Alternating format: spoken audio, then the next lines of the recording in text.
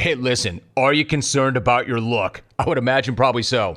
If you ever shower or brush your teeth or try to make your hair look presentable, I've got amazing news for you. Dollar Shave Club has got a lot of stuff to help you out. Pretty much anything you need.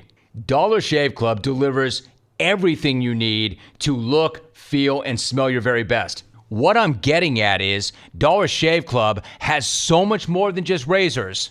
Dollar Shave Club has everything you need to get ready in your bathroom. And here's a great way to try a bunch of Dollar Shave Club's products. For just $5, you can get their Daily Essential Starter Set. It comes with body cleanser, one wipe Charlie's, they're amazing buttocks wipes, their world-famous shave butter, and their best razor, the 6-Blade Executive.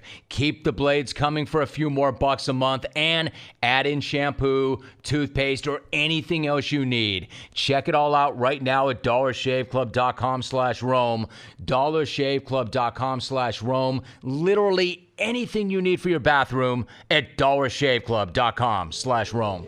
I went to his house at the time in San Luis Obispo that was the craziest, strangest, sex fest of a weekend not involving me that I've ever seen in my entire life.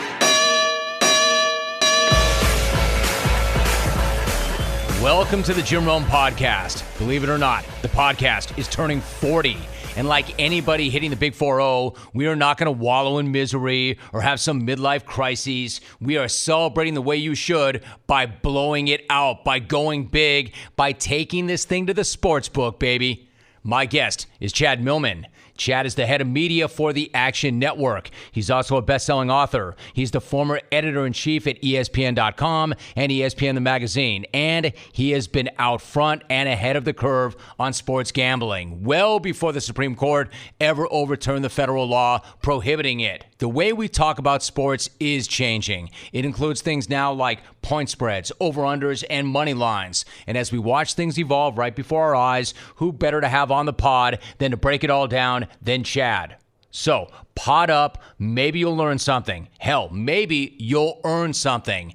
Ep 40 gets started right after this word from my pals at Lumber Liquidators. I can't believe it. The first week of June 2018 is flying right on by. Now, we all want to continue to elevate our game. We all want to make sure this is the best year ever. If you're a contractor or a builder or a remodeler, you want to listen carefully because elevating your game for the rest of this year just got a whole lot easier thanks to my best friends at Lumber Liquidators. They've got a brand new program. It's their new LL Pro Plus program. Let me lay that out for you. LL Pro Plus is Lumber Liquidators' new pro services team that you can call on for all your professional flooring needs. LL Pro Plus will help you crush it this year with professional pricing and dedicated support to get you exactly what you need when you need it. This way you get your projects finished on time. And LL Pro Plus gives you the ultimate value and quality. And with LL Pro Plus, every job is good. In other words, no job is too large, no job is too small. So put the flooring experts on your team today. Visit your local Lumber Liquidator store or go to lumberliquidators.com. That's lumberliquidators.com. Let's continue to kill it in 2018 and make it the best year ever with Lumber Liquidators. And right now, a quick shout out in recognition of the National Radio Hall of Fame love that I got on the voicemail last week. I can't tell you how much it means to me. It means a lot to me that so many podcast listeners and Jungle listeners have taken the time to lob me a recorded message about wanting to vote me in. Thank you so much for that support, and thank you for the well wishes. It does mean the world to me. It almost makes pressing play on this week's batch a little bit easier. Almost. Now, if you don't know how to vote for the Hall of Fame, stay tuned to the end of this episode, and I will give you instructions on that. It is very easy, and it's very quick. Until then, here are this week's voicemails. First new message. Romy, Russ from South Carolina, you're going to get my vote for the Hall of Fame, brother. I've been listening so long, I was one of the original Chuck Dickerson disciples that you said if we got you 10,000 of us to the tour stop in Buffalo, you showed up. We did. You did. It was on.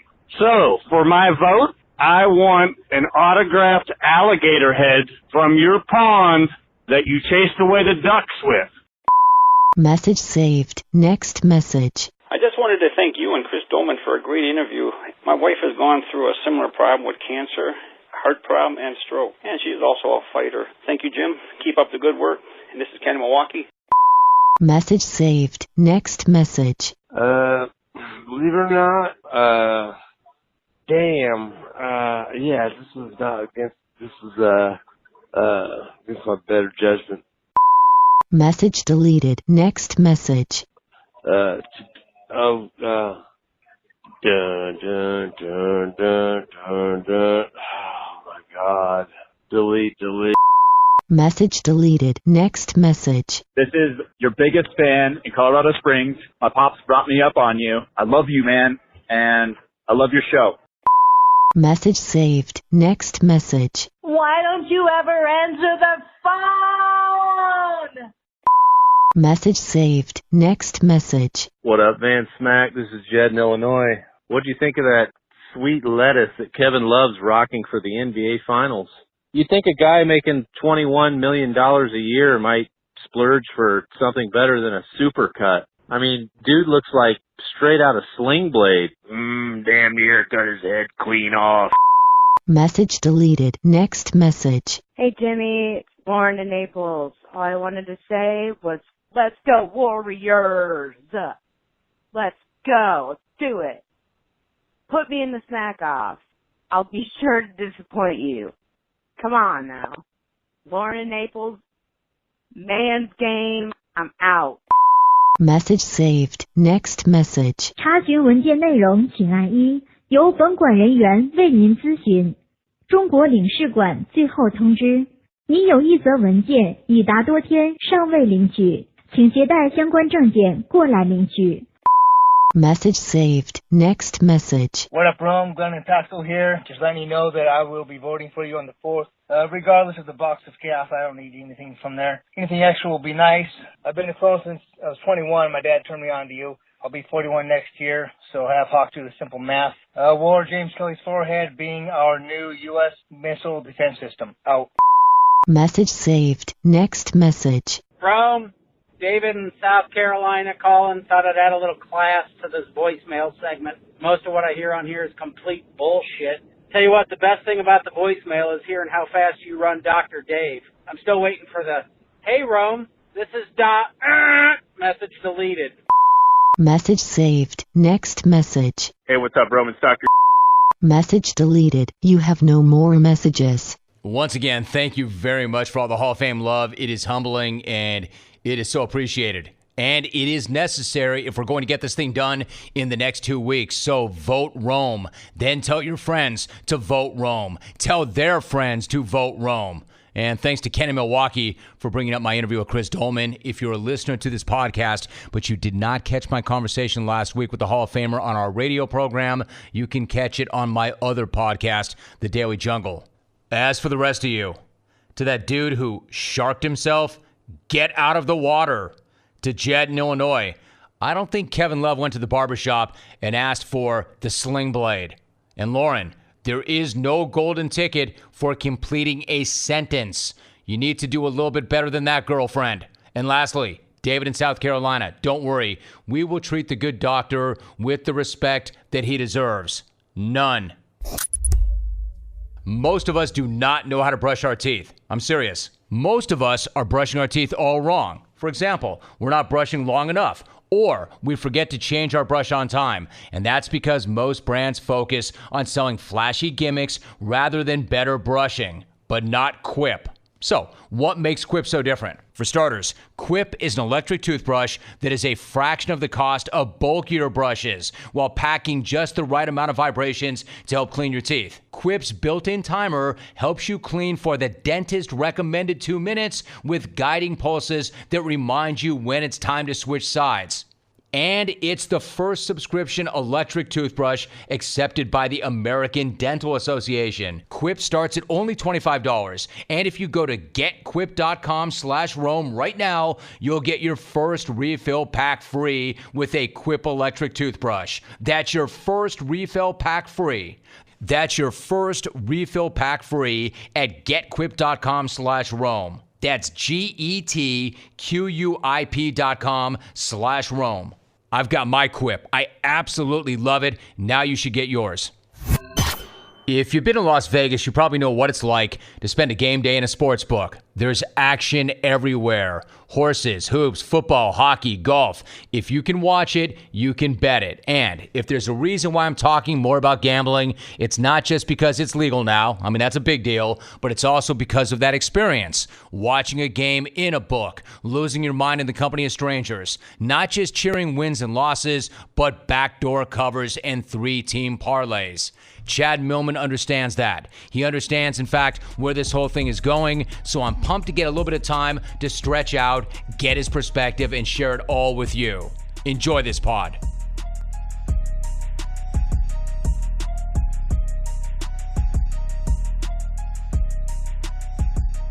I'm doing great. I'm glad to be back. I thought the conversation last time was awesome. It was too quick. That's what I'm saying. It was awesome, but it was too quick. So we've got some more time where we can lay things out. Let me tell you this. I had a great conversation with one of your Action Network guys today, Paul LaDuca, and I had not spoken to him in quite some time. It was great to get caught up. So let me start right there. How did you come to hiring him, and what's he bring to your platform in the way of content and insight? Well, the best thing about LaDuca is it is impossible for him not to be who he is in every single thing he does, right? So any conversation you're having with him, it sounds like you've known him forever, and it sounds exactly like the guy who you would imagine was playing baseball the way he was for 10 years and, you know, a 4-time All-Star and stuff like that. His stories that he writes are the exact same way. Like, they are so full of, like, real, authentic passion and enthusiasm. He writes the way he speaks, which is actually, you know, one of the nicest things that I think any writer, anybody who's trying to communicate with anybody can sort of hear, is that you are as authentic as you can possibly be, and that's exactly what he is, and he's just so full of enthusiasm and passion, and it was I got totally lucky. Like, the guy who hired me at Action Network, who runs all of Churn and Digital, this guy named Mike Kearns, happened to see a tweet from LaDuca that referenced something about gambling in the NBA. So he sent it to me, and I called the New York Racing Association, because that's where LaDuca is broadcasting. He broadcasts for the New York Racing Association, and those races are on Fox Sports 2 and things like that. I literally left them a voicemail. Like, I just said, my name's Chad Millman. I'm with the Action Network. Can someone call me back? I'm trying to get in touch with Paul LaDuca. Crazy. I never thought I would hear from anybody. And like, I'm just some rando calling, you know, Naira for Paul LaDuca. And someone called me back, and they gave me Paul's number. And it was like I was traveling, so I couldn't call him right away. I got a text from him within 24 hours, and he texted me a picture. You know, when I was on the show with you last week, we talked about this book I wrote called The Odds, where I tracked these guys who bet on sports for a living in Vegas, and I wrote it, you know, many, many years ago. He texted me a picture of the book and said, let's talk as soon as you can. And so I called him, and, you know, he's instant chemistry. I mean, you know, and so, like, immediately I had him writing for us and doing podcasts with us, and he launched a podcast this week called Embrace the Sweat, and he's the best. I just love the guy. I think, Chad, my favorite part of that story is you cold calling Naira to find Paul LaDuca. And obviously that worked, because this is exactly where this guy lives. He loves this sort of thing. And, you know, you and I have done this a long time, and this is what you want. You want personalities that are accessible and anecdotal, and they've got energy, and they've got a story to tell. And this guy's got stories for days. So to me, it's a very natural fit between you and him and what you do. Now, let me ask you this. I feel like it's not going to be too long before I start asking questions like this when I never would have at any other time in my career. So let me just try this on for size. In the NBA Finals, the series shifts back to Cleveland. The Cavs are down 2-0. What's the line and what's the play tomorrow night? So right now the line is Cavs plus 5.5. The first half bet is pick'em. So in this series, in the first game in the series, I only bet the first half. I bet the Cavs plus 7 in the first half. In fact, I bet LaDuca the Cavs plus 7 in the first half. He took the other side. He owes me his very special Pee Wee Reese Brooklyn Dodgers jacket. In the second game, because the Cavs covered that first half easily, and the reason I did that is because the Warriors had come out sluggish generally in the first half in a lot of their games against the Rockets. And so I thought that would sort of be lingering, and they sort of haven't played peak Warrior basketball yet. And then in the second game, I thought the Cavs were going to kill them, and I thought the Warriors were going to kill them. I thought the Cavs had given everything they had, and to lose the way they did, it's just a psychological blow. And certainly the Warriors did. I had them at minus 11.5, which is a big number, and I'm not really comfortable betting numbers that big, but I did it. In this third game, and it won, in this third game, I'm probably going to go with the Cavs plus 5.5. I think if there's any chance for them to keep a game close, I think it's in this game. So I'd probably take the Cavs in the first half, too, and take them at pick, and I would take the Cavs at the plus 5.5. I would not be surprised if they lose, but I do think that this is sort of the one time where they can keep it close. And the Warriors in this postseason have had a habit of dominating teams and getting out to early leads in series and then letting teams back in and win a game. And so, we call it the gentleman's sweep, where they're just giving people that one game because they feel bad. And they did it with the Spurs, certainly. And so I think that this is the time where the Warriors might be a little complacent, and the Cavs need to win this game because they know it's all or nothing right now. See, Chad, that's my thing. I think Golden State, coming into this, they're going to carry Cleveland as long as they want to. If they want to end this thing quickly, they will. If they lose interest or they become complacent, maybe they carry them for an extra round. But I'm more blown away by the conversation you and I are having. You're a pro, and you rolled right into that, but I'm kind of blown away by I'm having this conversation with you, and then I posed the question that I just posed to you when I've never done that before. So what about media? How do you think that the expansion of legalized sports gambling is going to impact the way sports are covered? I think you're seeing it. I think you see it in the question you asked. You see it in Rachel Nichols the other night. She was doing an interview with LeBron, and it aired on ESPN, and she asked LeBron about the Cavs being huge underdogs in the series before it started, and not just in the series, but in the game. And so I think you're going to see it in a lot of very subtle, nuanced ways where all of a sudden people in the media are less fearful and less conservative about mentioning games through the lens of the point spread, through the lens of the odds, about who's the favorite. And they might have been doing that anyways, but they wouldn't do it as often. And also, they might do it more overtly with the subjects in the games themselves.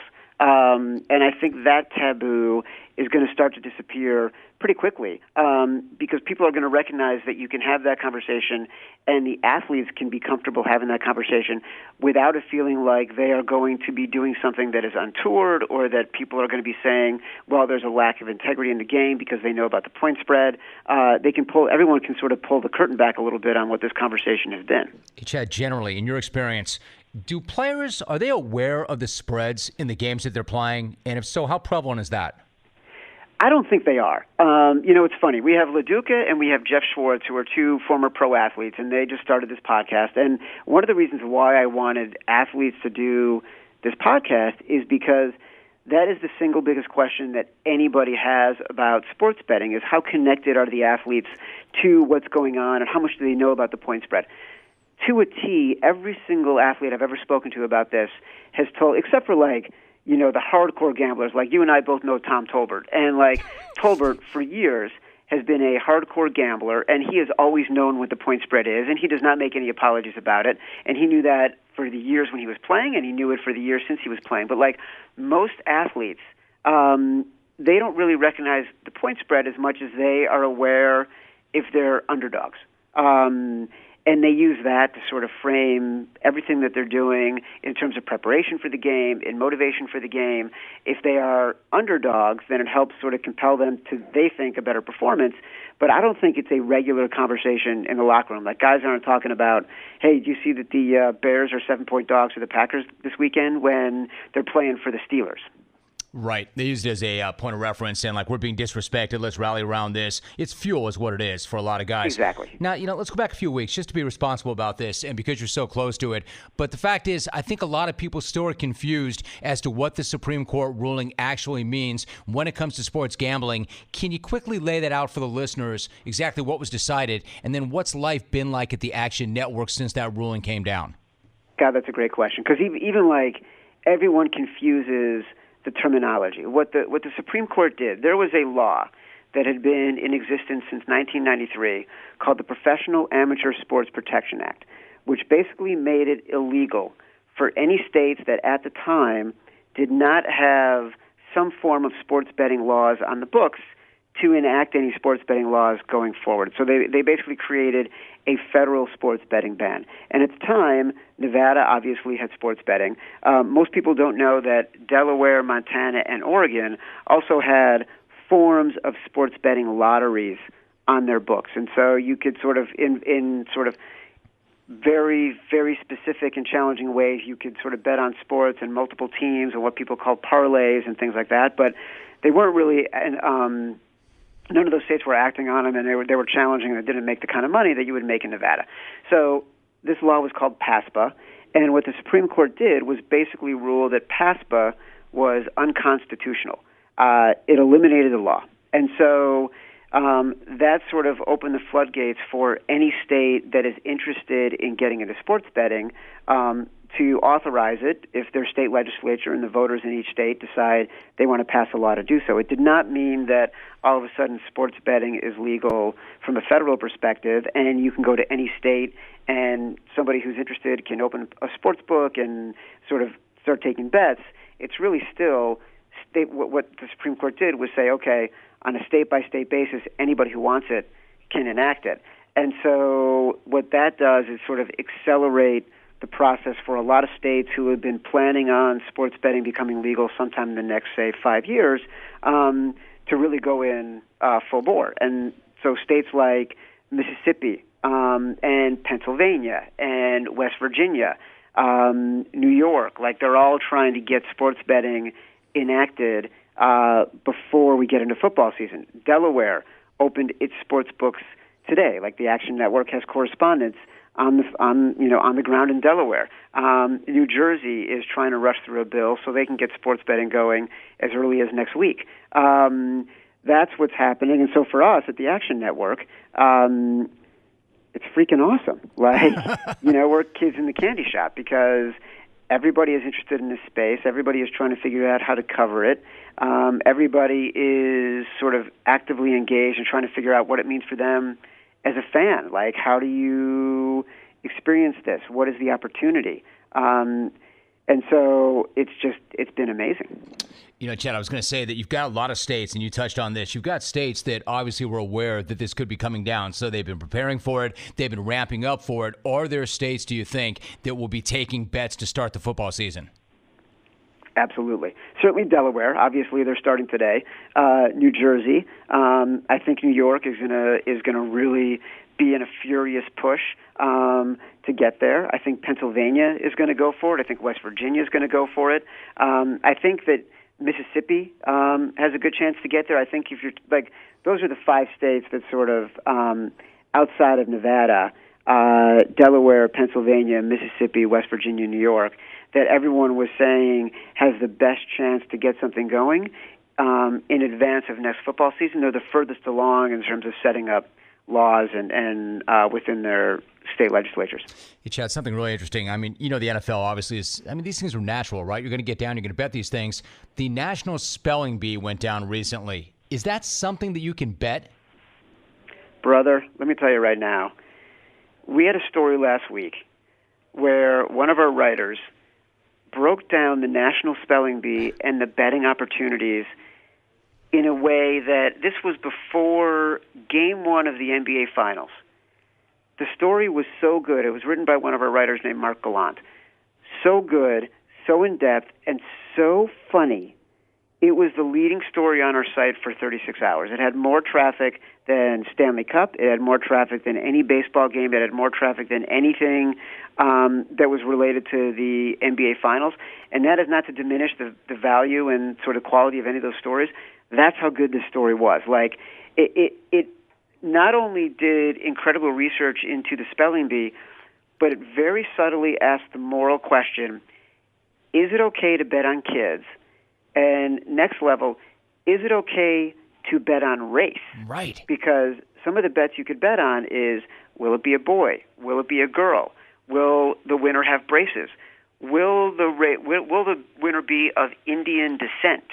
And the writer, Mark, went back and reviewed going back more than a dozen years on who's winning, what race is the person who's winning, how old are they boy or girl, do they have braces, is the last word 9 letters or more, how many syllables? I mean, the guy went fucking deep, man, and it was astonishing, and it was inspiring.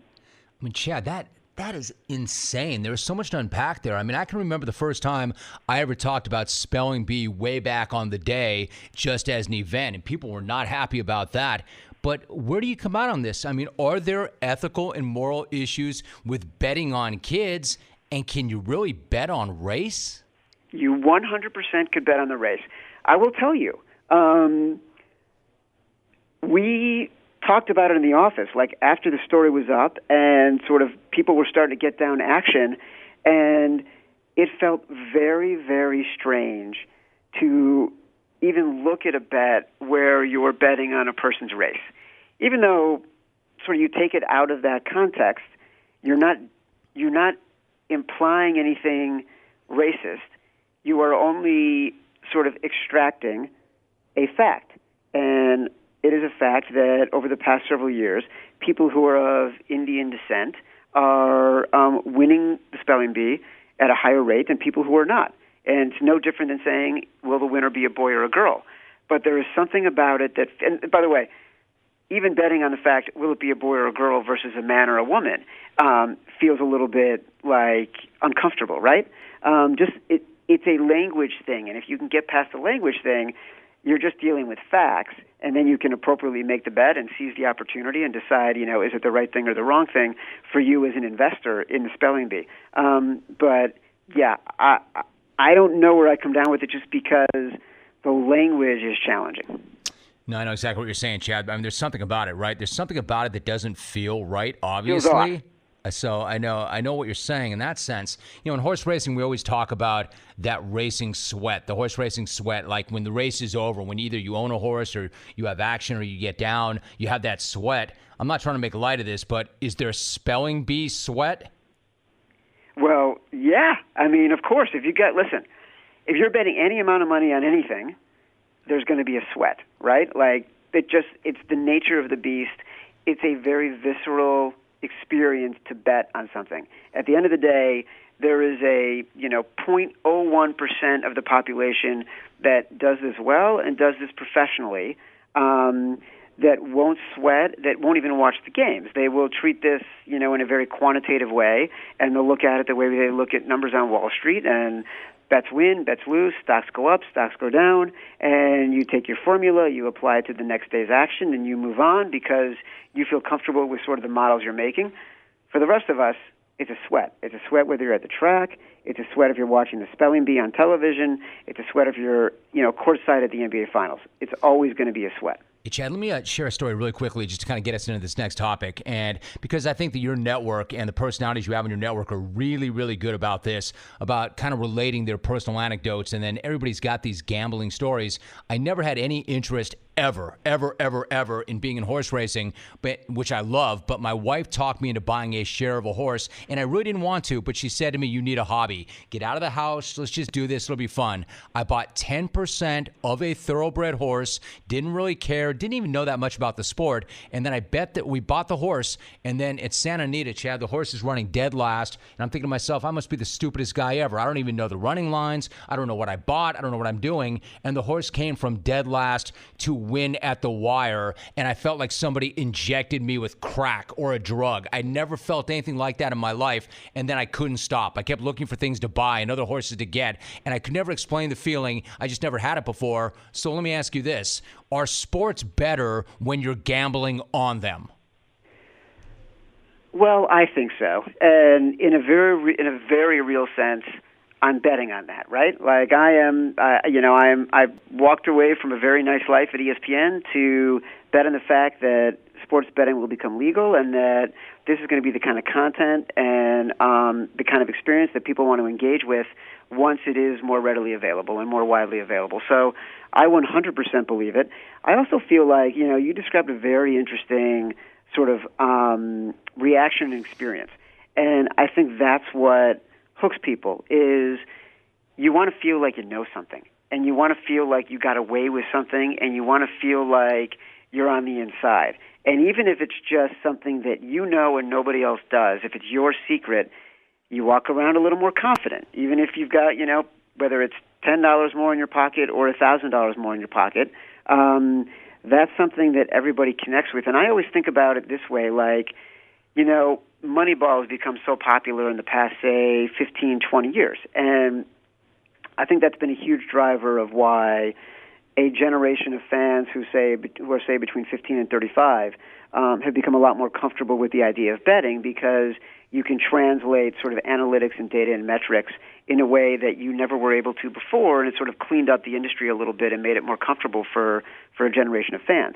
But I also feel like the reason why betting works and why it becomes so popular and why the characters in betting and characters at the racetrack become romanticized is because those are people who feel like there's something intuitive about who they are and what they know, and they can translate it into real dollars in a way that people who are outside of that world can't, and they don't have that instinct.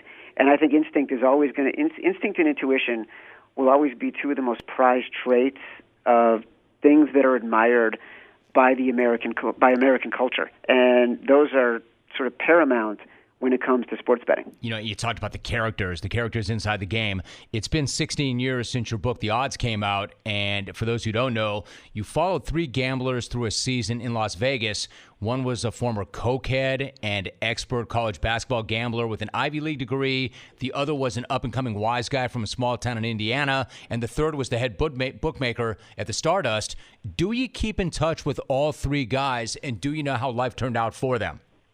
I definitely do. I keep in touch with 2 of them. So the head bookmaker, he left the Stardust and moved to, he ran the Borgata. The Borgata for years was owned by the same company that in New Jersey, the Borgata's in New Jersey and Atlantic City.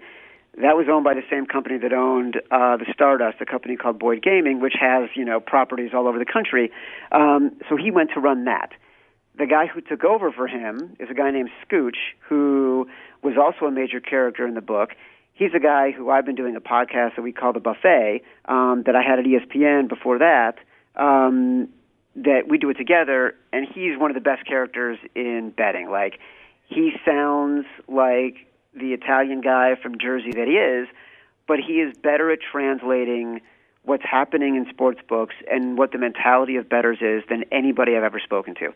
And he's become such like a cult figure in sort of this community. Alan Dvorkis, Alan Boston, is the other guy who I covered, who was the, kid from Boston who went to Penn, studied psychology, got into betting when he was there, got out of school, did all the things you said, had a pretty heavy drug habit, and he's sort of one of these guys who, and then got out of it, and he's one of those guys who has an obsessive personality, and you see this a lot in betting.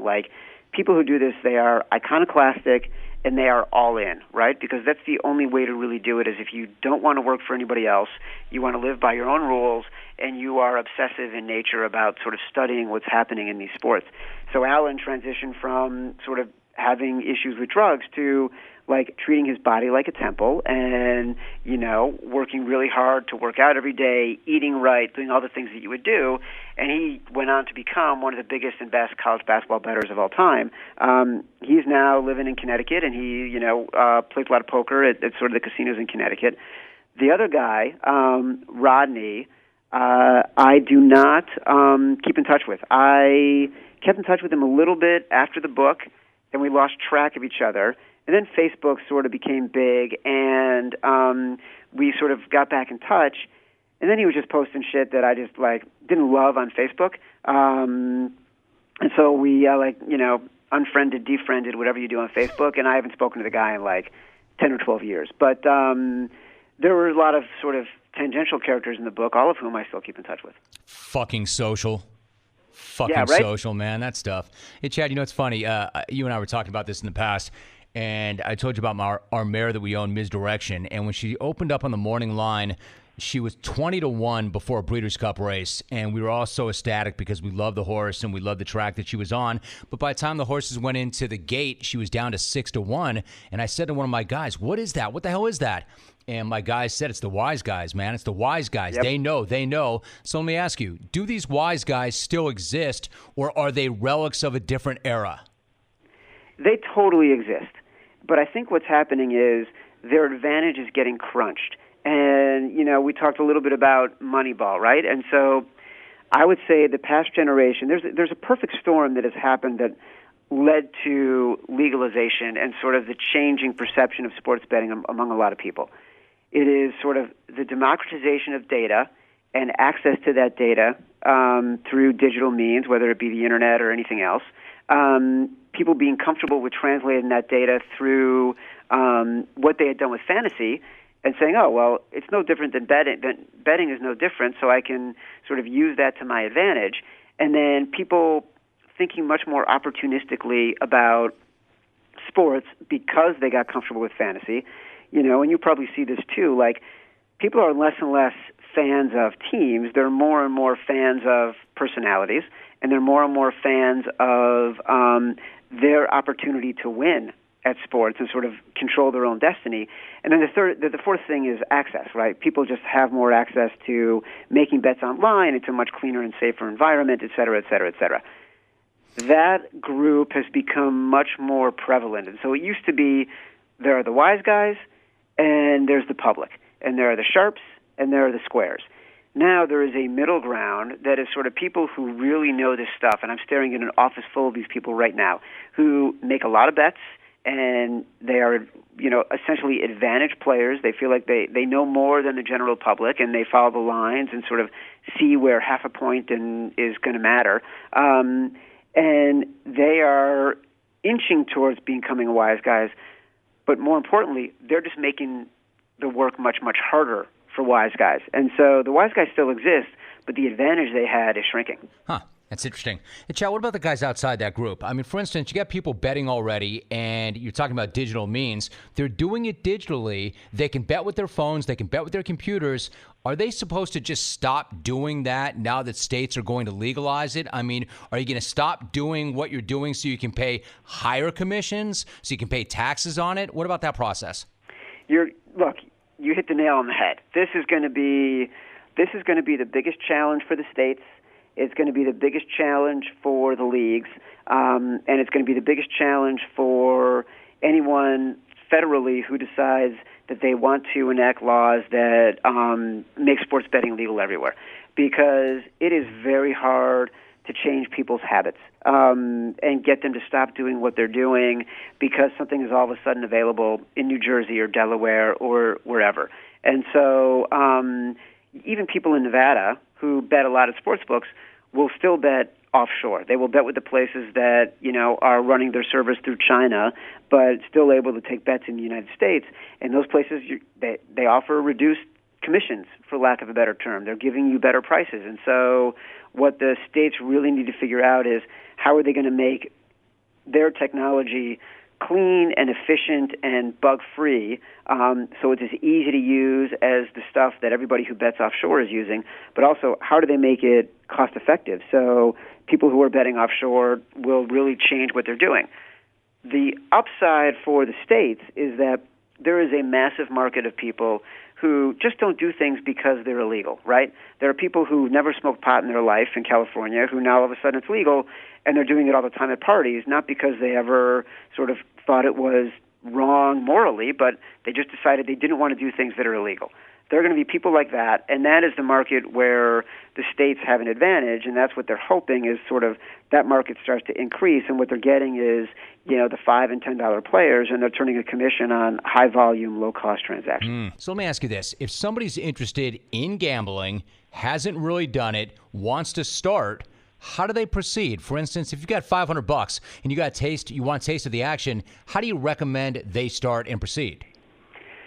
So it's funny you mention that because we started putting together like a betting education section on the site 2 weeks before the announcement came out, specifically to be ready, so people could understand what they're doing. Like everything from how do you understand line movement to what are the common phrases in sports betting that you need to know in order to make better decisions? What are the FAQs that you need to understand that everybody is always asking if you're a novice in sports betting? Like, you got to do your research. It's no different than investing in anything else. Like, you need to go to places like actionnetwork.com, and I'm not sort of just pimping there. I mean, there's a lot of places that sort of offer insight and information about how to make decisions.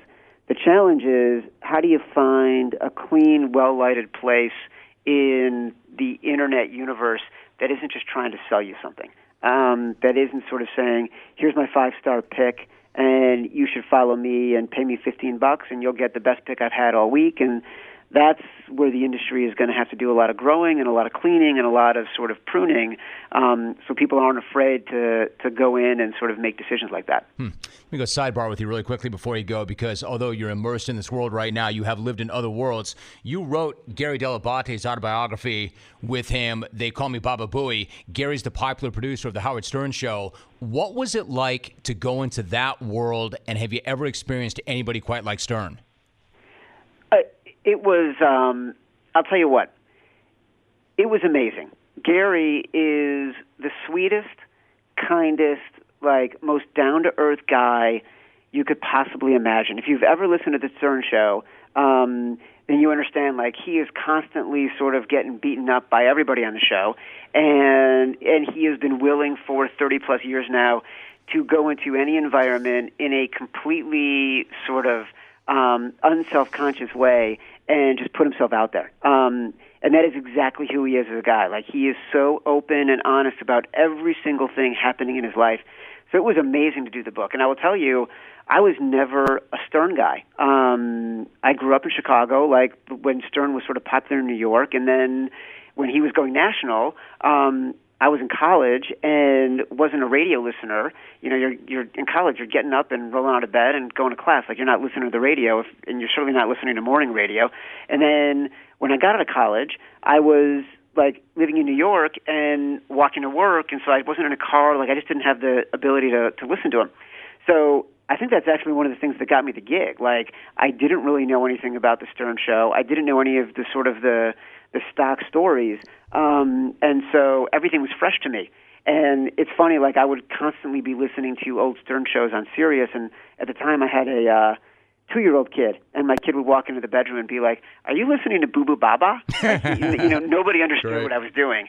But it is the one book that gives me more credibility with readers than anything else. Like, people love that I did that book. I will tell you that nothing in reporting that book came close to the weekend I had, because I also wrote Chuck Liddell's autobiography.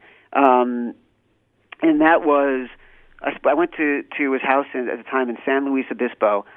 That was the craziest, strangest, like, sex fest of a weekend not involving me that I've ever seen in my entire life. It was insane. And when I traveled back in the days before, like, you know, mobile phones that, you know, gave you instant sort of entertainment, I always brought the book, and I worked at Sports Illustrated for a long time and then ESPN, and so I always brought the book Crime and Punishment with me, because I figured if my options while I'm on the road are, I'm going to go through all my notes and do all the work I need to do to sort of advance this story and get everything into my computer and start thinking about what the work is. If the options are do that or read Crime and Punishment, I'm going to do the work. Like, who wants to read Crime and Punishment? At the end of that weekend, like, I had about 5 hours left in my day there, and I was so sort of fried and overwhelmed, I just broke out Crime and Punishment, because I could not even think about what I had seen or what I had experienced. It's insane. I mean, understand this. San Luis Obispo is a beautiful, sleepy little town in Central California.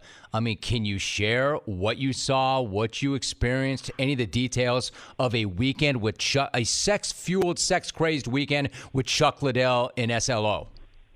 So I don't feel badly telling these stories because, like, Chuck A., I haven't spoken to Chuck in years, and so I'm not telling stories out of school because he, a lot of this is in the book. Like, a lot of sort of the stories about sort of the way he was living his life is in the book.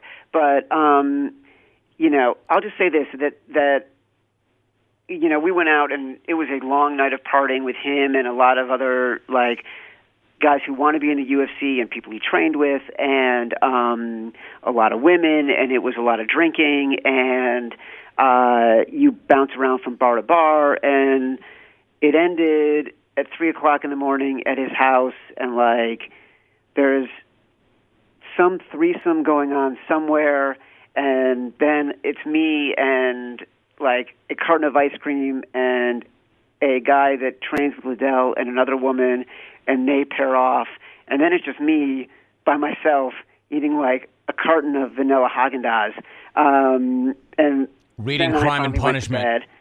Exactly. Then I finally went to bed, and that's when I woke up the next morning. I'm like, I got to fucking read this book because I cannot process what just happened over the last, 12 to 24 hours. And I didn't see Chuck the next day.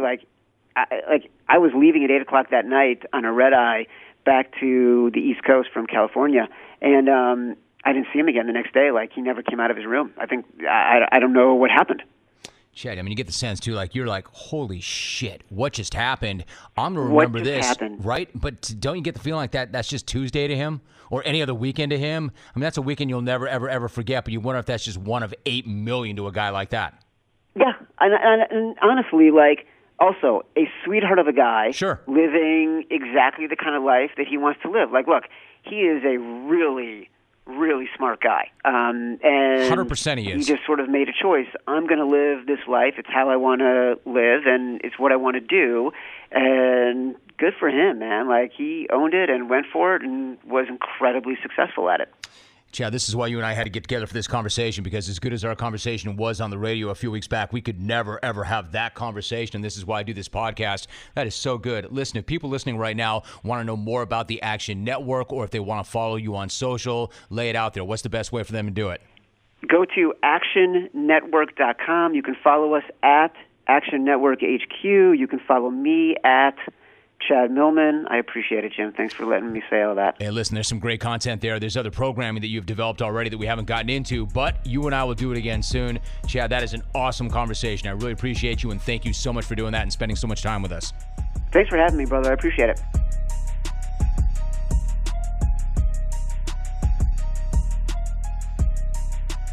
Quick spelling bee. Here's your word. Zipa. I got that one.